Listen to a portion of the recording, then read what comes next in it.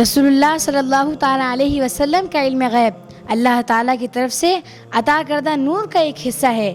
حضور علیہ السلام کا علم غیب اس بات کا بعینی ثبوت ہے کہ آپ اللہ کے سچے رسول ہیں اور اللہ نے آپ کو غیبی حکمتوں سے نوازا ہے۔ حضور اکرم صلی اللہ تعالیٰ علیہ وسلم کا علم غیب کوئی ذاتی نہیں تھا بلکہ عطائی تھا، عطائی۔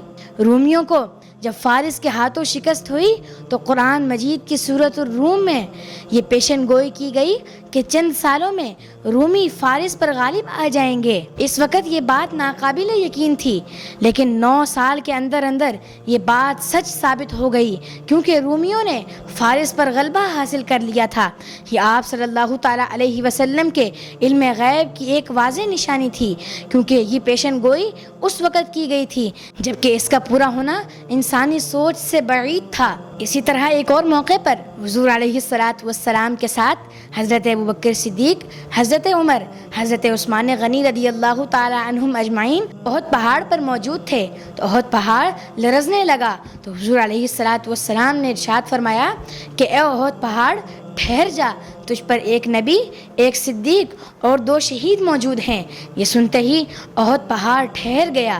یہ آپ صلی اللہ تعالیٰ علیہ وسلم کے علم غیب کی ایک واضح نشانی تھی۔ ایسے ہی غزوہ خیبر کے موقع پر جب قلعہ فتح نہیں ہو رہا تھا تو حضور علیہ السلام نے ارشاد فرمایا، میں کل اس شخص کو علم دوں گا جس کے ہاتھوں اللہ تعالیٰ فتح عطا فرمائے گا، اور وہ اللہ اور اس کے رسول سے محبت کرتا ہے اور اللہ اور اس کے رسول اس سے محبت کرتے ہیں۔ حضور علیہ السلام نے انہیں بلوایا اور وہ اس وقت آشوب چشم میں مبتلا تھے۔ حضور علیہ السلام نے ان کی آنکھوں میں اپنا لعاب دہن ڈالا اور وہ فوراً ٹھیک ہو گئیں۔ اس کے بعد حضرت علی رضی اللہ تعالیٰ عنہ نے خیبر کا قلعہ فتح کرانے میں کلیدی کردار ادا کیا۔ یہ پیشن گوئی اور معجزہ دونوں حضور علیہ السلام کے علم غیب اور اللہ کی طرف سے عطائی طاقت کا ثبوت ہے۔